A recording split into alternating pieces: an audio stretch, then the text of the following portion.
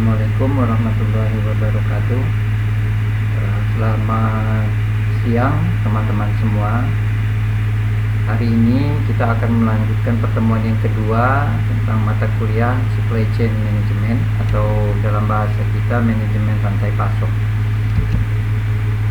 Pendahuluan, jadi pemahaman dari supply chain management atau rantai pasok ini secara umum dapat dijelaskan sebagai integrasi aktivitas-aktivitas yang berawal dari pengadaan barang dan jasa, kemudian mengubah bahan baku menjadi barang dalam proses dan barang jadi, dan mengantarkan barang tersebut kepada para pelanggan dengan cara yang efisien. Jadi secara umum kegiatan dari supply chain management atau manajemen rantai pasok ini adalah integrasi aktivitas mulai dari untuk pengadaan bahan barang dan jasa, mulai dari bahan baku sampai menjadi barang jadi yang kemudian dikirim atau diantar ke pelanggan. Rantai pasok mencakup semua aktivitas yang berkaitan dengan aliran dan transformasi barang dari bentuk bahan baku hingga sampai pengguna akhir atau end user. Rantai pasok pada dasarnya terdiri dari beberapa elemen, antara lain supplier, pusat manufaktur, gudang, pusat distribusi, transportasi, retail, outlet, dan konsumen. Salah satu aspek yang penting dalam rantai pasok adalah integrasi dan koordinasi dari semua aktivitas yang terjadi di dalam rantai. Suatu keputusan yang diambil akan berpengaruh langsung terhadap seluruh rantai pasok. Jadi rantai pasok ini mencakup semua aktivitas yang berkaitan dengan aliran dan transformasi barang, ya. Dari tadi bahan baku atau raw material sampai ke pengguna akhir atau end usernya. Nah, rantai pasok ini terdiri dari supplier, ya, supplier bahan baku, kemudian manufaktur, ya, pabrik, proses produksinya, gudang, distribusi, transportasi sampai ke konsumen. Adapun tujuan dari manajemen rantai pasok adalah pertama untuk mencapai biaya yang minimum, ya. Jadi yang pertama tujuannya mencapai biaya yang minimum, dan kemudian yang kedua tingkat pelayanan yang maksimum. Manajemen rantai pasok mempertimbangkan semua aspek fasilitas yang berpengaruh terhadap produk yang dihasilkan dan biaya yang diperlukan dalam memenuhi kebutuhan konsumen. Aktivitas tersebut meliputi pembelian dan outsourcing activities ditambah dengan fungsi-fungsi lain, ya, yang akan meningkatkan hubungan antara pemasok dan distributor. Jadi tujuan dari manajemen rantai pasok ini pertama untuk mencapai biaya yang seminimal mungkin, dan yang kedua tingkat pelayanan yang optimal atau maksimal. Menurut Hancock ini disebutkan bahwa manajemen rantai pasok ini merupakan proses di mana perusahaan memindahkan material, ya, atau bahan baku, komponen, dan produk ke pelanggan. Misalnya dalam industri mobil, pakaian, komputer, bahan kimia, dan sebagainya. Karena tekanan tinggi untuk bersaing dengan para kompetitor, baik harga maupun kualitas, maka perusahaan berusaha memperoleh dengan kemampuan mereka untuk mengirim, ya, barang atau produknya dalam jumlah yang tepat, lokasinya juga tepat, dan waktunya juga tepat. Nah, untuk mengelola aliran barang dan jasa dalam rantai pasok, pertama yang harus diketahui adalah gambaran sesungguhnya dan juga lengkap, ya, mengenai seluruh mata rantai yang ada, mulai dari yang pertama sampai yang terakhir. Nah, misalnya rantai pasok dari pabrik kertas nih, kita ambil contoh. 1. Awal rantai pasok dari pabrik kertas adalah hutan kayu, ya, yang menghasilkan bahan untuk kertas atau pulp, ya, kita sebutnya, atau gudang bahan yang didaur ulang yang mengawali proses pembuatan kertas tersebut. Yang kedua, bahan baku kertas perlu dilengkapi dengan bahan penolong, ya, agar bahan bakunya dapat diproses menjadi kertas. Bahan penolong misalnya air yang berlimpah, bahan kimia, ya, kemudian ada plastik, alat pengikat untuk mengepak, dan sebagainya. Jadi untuk pembuatan pabrik kertas misalnya rantai pasok yang pertama ini kaitannya dengan bahan bakunya, artinya hutannya, hutan kayu yang digunakan nanti sebagai bahan kertas. ya. Kemudian yang kedua, bahan baku kertas juga harus dilengkapi dengan bahan penolong lainnya, misalnya air ya, untuk menghasilkan kertas tersebut, bahan kimia, plastik, alat pengikat, dan sebagainya. Kemudian yang ketiga, di samping itu pabrik kertas juga banyak menggunakan berbagai jenis peralatan dan puluhan ribu mungkin ya jenis material suku cadang yang awal rantai pasoknya adalah pabrik pembuatan peralatan, material, dan suku cadang tersebut. Kemudian yang keempat, pada dasarnya terdapat puluhan dan mungkin ratusan pemasok ya, atau supplier, sub-supplier yang terlibat. Jadi banyak supplier juga yang terlibat dalam pabrik kertas tersebut ya, karena mungkin butuh bahan kimia yang tidak dihasilkan oleh perusahaan sehingga harus memesan ya ke supplier lain. Kemudian bahan baku penolong lainnya yang juga harus dipesan mungkin dari perusahaan atau supplier yang lain. Di samping itu juga perlu diketahui berbagai sifat pergerakan rantai pasok untuk berbagai persediaan. Maksud dari persediaan adalah beberapa jenis barang yang disimpan di gudang yang mempunyai sifat pergerakan yang agak berbeda satu sama lain, sehingga panjang dan pendeknya rantai pasok juga berbeda tergantung dari metode pemenuhan bahan baku maupun metode inventory yang dipilih oleh pelaku bisnisnya ya. Jadi ya, sifat pergerakan rantai pasok ini tentunya berbeda ya dari satu perusahaan dengan perusahaan yang lain. Mungkin ada yang rantai pasoknya pendek, ada yang rantai pasoknya panjang ya. Kemudian juga pemenuhan bahan bakunya mungkin berbeda ya. Ada yang mungkin menggunakan metode mungkin FIFO ya, first in first out. Jadi pertama datang bahan baku itu langsung diproses. Ada juga mungkin menggunakan metode LIFO, last in first out ya, yang terakhir datang malah duluan diproses dan sebagainya. Ada mungkin campuran ya, ex FIFO gitu, gabungan antara FIFO dan LIFO misalnya. Dan juga di metode inventory-nya ini juga berbeda ya. Mungkin ada yang pemesanannya tadi secara langsung ya, mungkin juga menggunakan metode dalam satu tahun mungkin hanya 3 kali pemesanan misalnya ya, tidak bisa setiap bulan, tapi mungkin dalam satu tahun 3 kali pemesanan dan sebagainya. Nah, kemudian berikutnya terdapat beberapa jenis persediaan. Yang pertama, bahan baku atau raw material. Mata rantai pertama ada di pabrik pembuat bahan baku ini, dan mata rantai terakhir ada di pabrik pembuat produk akhir. Bahan baku ini di pabrik pembuat produk akhir digabung dengan bahan penolong dan dengan teknologi tertentu diolah menjadi bahan setengah jadi dan bahan jadi. Jadi persediaan itu yang pertama bahan baku atau raw material ya. Jadi di rantai pasoknya pertama ada di pabrik pembuat bahan baku ya.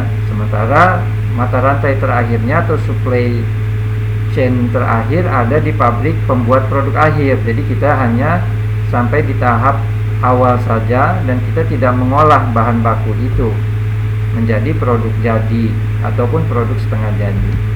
Kemudian ada yang kedua, barang setengah jadi atau work in process product. Ini permulaan mata rantai ada di pabrik pembuat bahan jadi.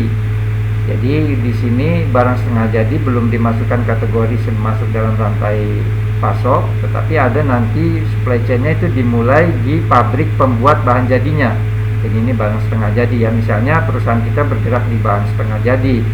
Misalnya dari CPO ya, pabrik kita hanya memproduksi CPO-nya gitu ya. Nah, maka mata rantai berikutnya ada di pabrik pembuat bahan jadinya. Mungkin CPO-nya diolah jadi minyak goreng, diolah jadi sabun dan sebagainya. Seperti telah dijelaskan sebelumnya, bahan setengah jadi adalah hasil dari proses bahan baku. Jadi barang setengah jadi ini merupakan hasil dari raw material tadi ya. Yang pertama tadi itu bahan baku, ini jadi bahan setengah jadi. Bahan setengah jadi dapat langsung diproses di pabrik yang sama menjadi bahan jadi, tetapi dapat juga dijual kepada konsumen sebagai komoditas.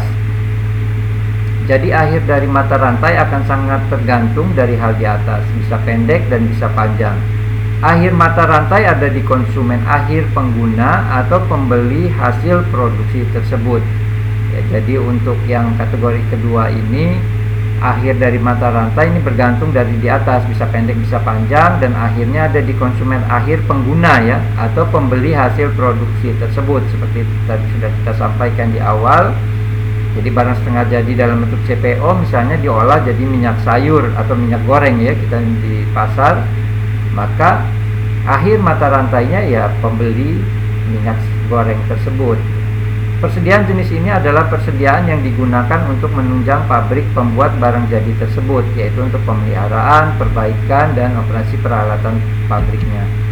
Yang ketiga ada barang komoditas atau komoditi. Persediaan jenis ini adalah barang yang dibeli oleh perusahaan tertentu sudah dalam bentuk barang jadi dan diperdagangkan, dalam arti dijual kembali kepada konsumen.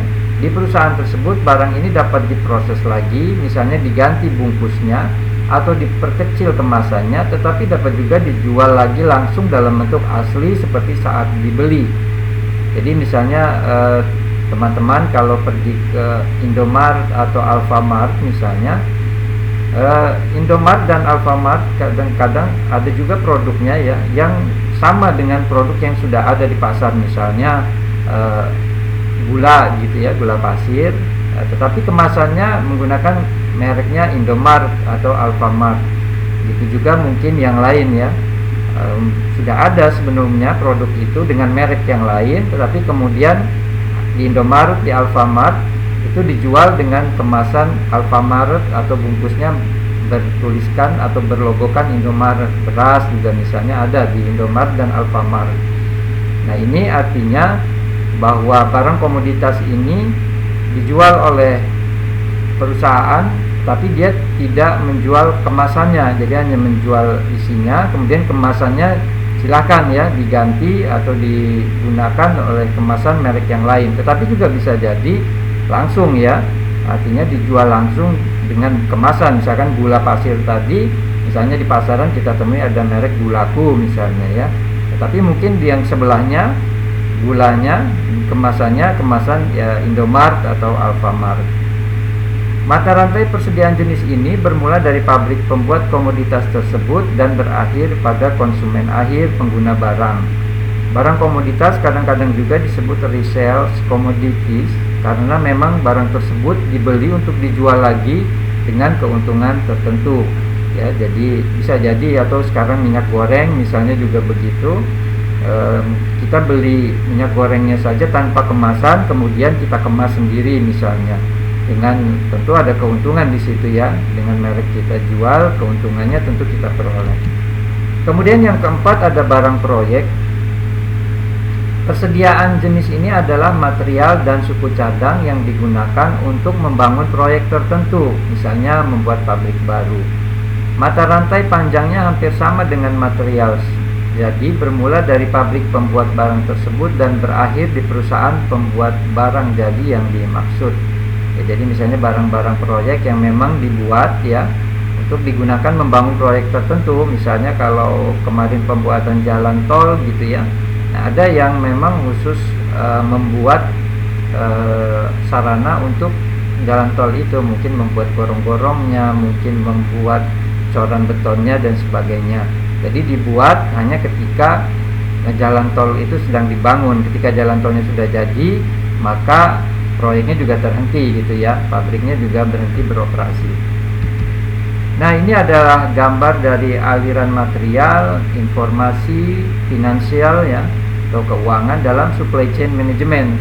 Jadi misalnya kita mulai dari sebelah kiri ada supplier ya, masuk ke persediaan, mungkin supplier lagi, ada supplier lagi masuk ke persediaan. Jadi bisa jadi supplier yang mendistribusikan bahan bakunya ke kita, bisa jadi dia bukan menghasilkan barang atau bahan baku itu, dia juga mungkin beli dari supplier lain gitu ya, baru disuplai ke perusahaan kita. Masuklah ke inventory ya, ke persediaan kita, ke bagian persediaan kita, masuk ke proses produksi atau gudang atau pabriknya, di manufakturnya masuk, kemudian bisa jadi masuk lagi ke gudang kita, produk jadinya, baru kemudian dikirim ke distributor, dari distributor lanjut ke customer ya di sebelah kanan, Bisa jadi juga dari gudang kita setelah inventory langsung ke customer, bisa jadi gitu ya. Tapi bisa jadi juga ada yang produk kita ke distributor dulu, baru kemudian dikirim ke customer-customernya. Atau mungkin juga bisa jadi produk begitu selesai jadi langsung dikirim ke customer.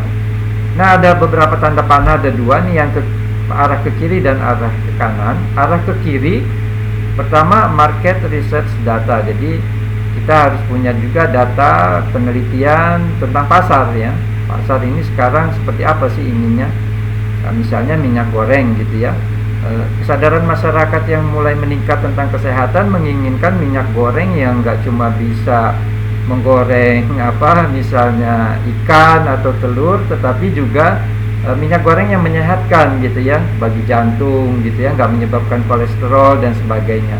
Sehingga kemudian dibuatlah minyak goreng yang non kolesterol misalnya, atau pemanis ya, gula misalnya, dibuat dari saripati jagung misalnya, sehingga kemudian cocok diminum bagi penderita diabetes misalnya. Ini adalah riset data pasar. Kemudian scheduling information, jadi kita men-schedule informasi ya, informasi-informasi yang tadi masuk ya, kita kelompok-kelompokkan ya. Kemudian masuk ke berikutnya, engineering and design data. Nah, baru masuk kemudian berikutnya, datanya kita desain sedemikian rupa. Oh, dari hasil survei kita misalnya, ternyata penduduk Indonesia ini 20% menderita diabetes misalnya ya, atau gula darah dan sebagainya, sehingga mereka nggak bisa mengkonsumsi gula biasa, gula dari tebu ya, bisanya mengkonsumsi gula dari jagung misalnya dan sebagainya, yang aman bagi penderita diabetes. Nah, dibuatlah kemudian desainnya, kemudian dilakukan teknisnya. Berarti kita harus memproduksi gula yang tidak berbahaya bagi penderita diabetes gitu ya. Buatlah mungkin dengan menggunakan jagung, teknologinya seperti apa. Kemudian masuk ke order flow dan cash flow-nya, kita hitung biayanya, membuat pabrik itu, mesin-mesin yang dibutuhkan dan sebagainya.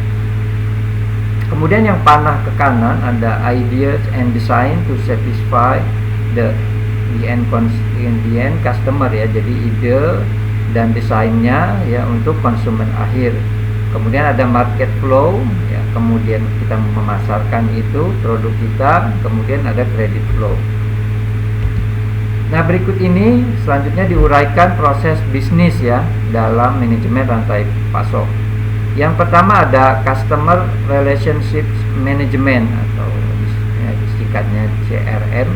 Langkah pertama manajemen rantai pasok adalah mengidentifikasi pelanggan utama atau pelanggan yang kritis ya dengan misi dagang perusahaan. Rencana bisnis adalah titik awal identifikasi.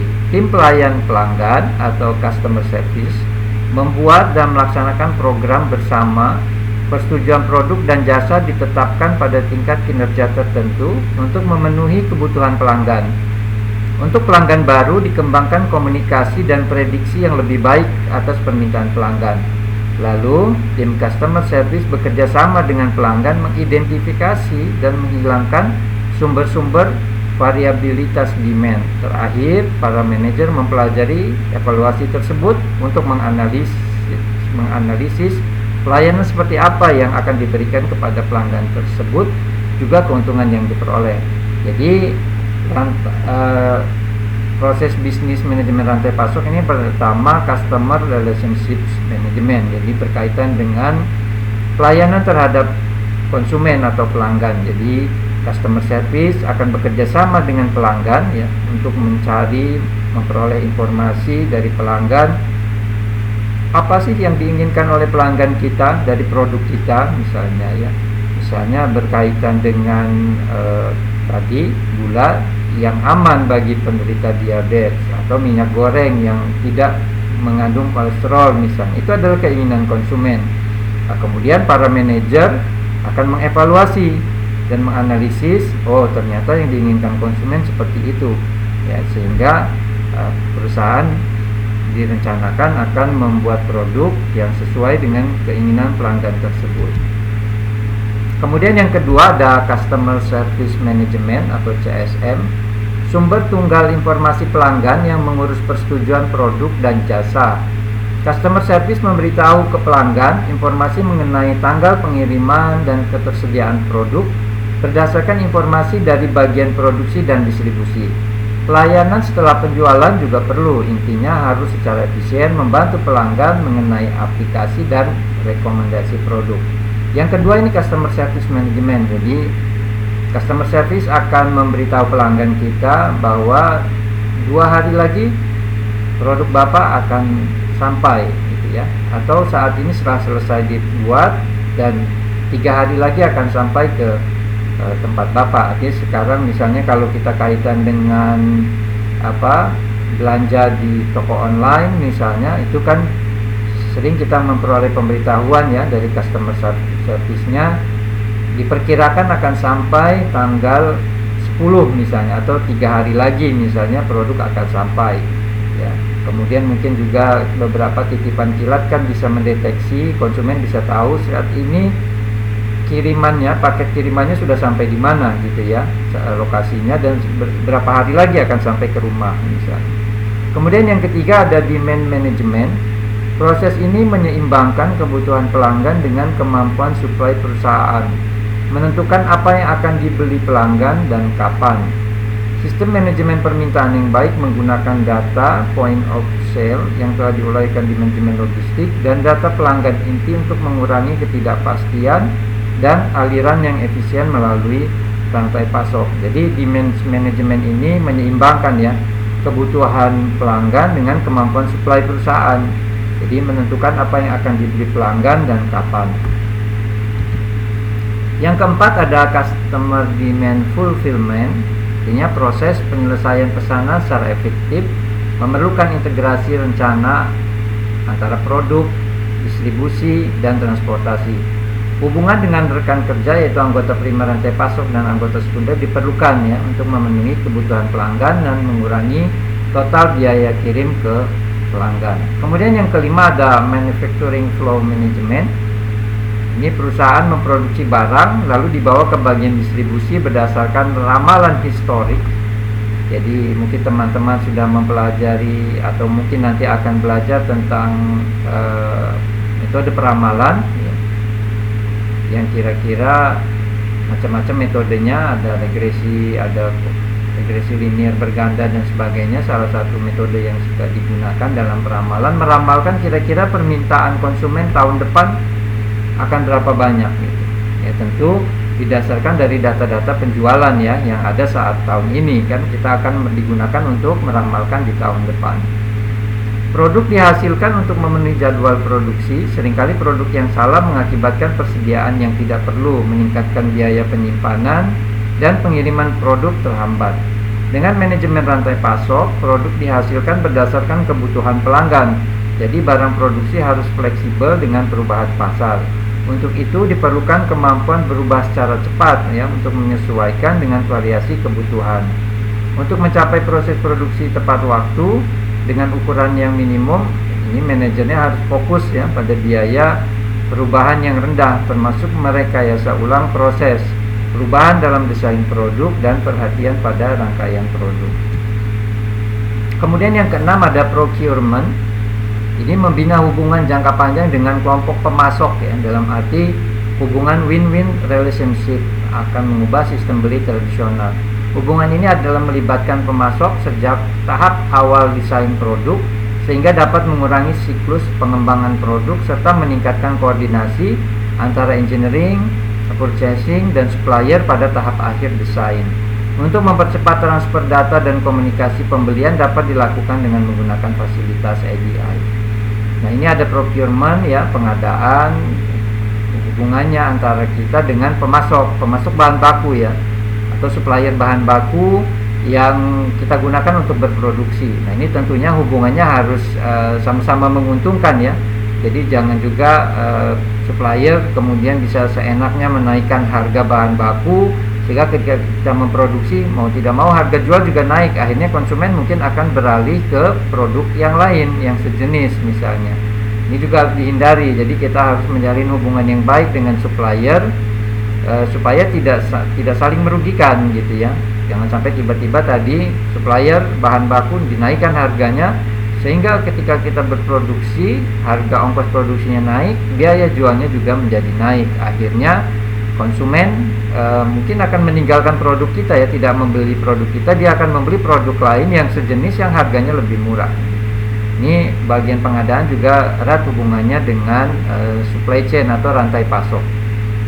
Kemudian yang ketujuh, pengembangan produk dan komersialisasi. Untuk mengurangi waktu masuknya produk ke pangsa pasar, pelanggan dan supplier seharusnya dimasukkan ke dalam proses pengembangan produk. Bila siklus produk termasuk singkat, maka produk yang tepat harus dikembangkan dan di launching pada waktu singkat dan tepat agar perusahaan kuat bersaing. Jadi mengurangi waktu masuknya produk ke pangsa pasar ini harus dimasukkan dalam proses pengembangan produk. Jadi pelanggan dan supplier harus dimasukkan dalam proses pengembangan produk. Jadi misalnya dari hasil survei kita, konsumen itu menginginkan handphone misalnya yang tidak hanya sekedar untuk bisa berkomunikasi ya, untuk medsos ya, media sosial, tetapi juga punya fitur lain ya yang memiliki nilai keunggulan.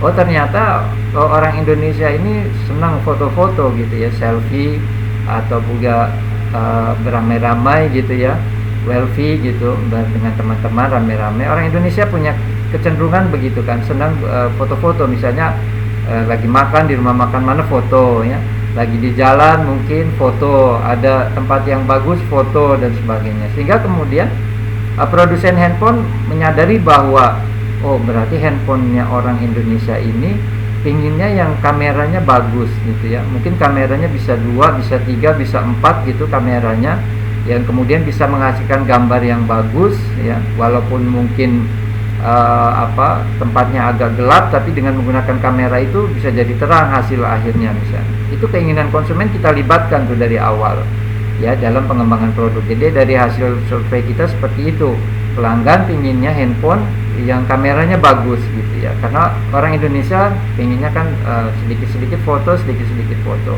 Nah kemudian kita juga hubungan dengan suppliernya, dengan yang menyediakan bahan baku kita harus juga menginformasikan bahwa saya akan memproduksi handphone yang mempunyai 4 kamera misalnya gitu ya, sehingga saya butuh